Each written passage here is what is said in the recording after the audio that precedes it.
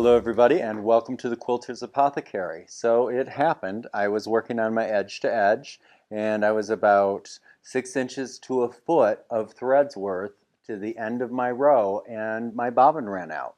So what I'd like to do is do a quick tutorial on how to reconnect, locate the position properly using the auto locate, and then finish the row of the quilt. So let's head over to the quilt and let me show you how to do that in case this happens to you.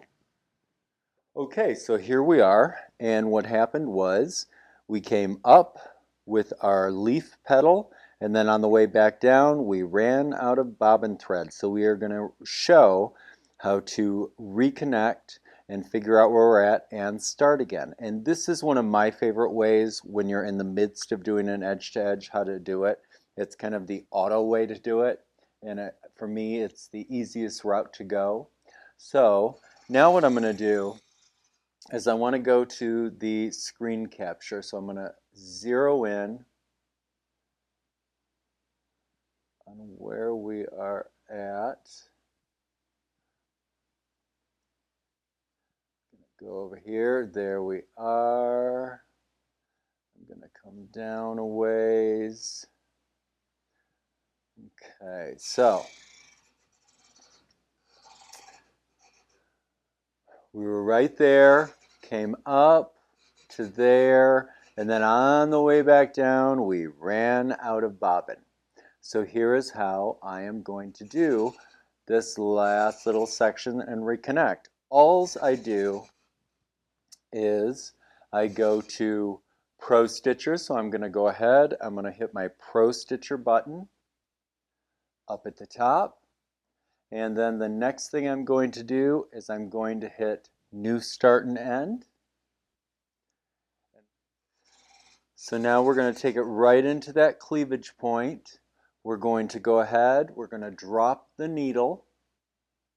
And so now our needle is dropped right there. And you know, it's kind of up to you. One of the things that I find is I've got all of my settings set for it's going to take a stitch, back off, and start again. If you don't have all that on, you would go ahead and lock your stitches before you start. Now, I'm going to go ahead and push the auto button. Auto. So that took us right to the start point that we want to go to. I'm going to raise my needle because remember, we never do the leave your needle down in the quilt when you have a computer system. Never, never, never, never. Okay, so now I went ahead and pulled my bobbin up, even though it's probably going to do that. And now I'm going to hit run because I hit auto. So hit run, and it says check to see, make sure your needle is up. My needle is up. Nothing's going to rip a quilt. So now it did go ahead and pull up my bobbin and pull it back. I'm going to hit resume.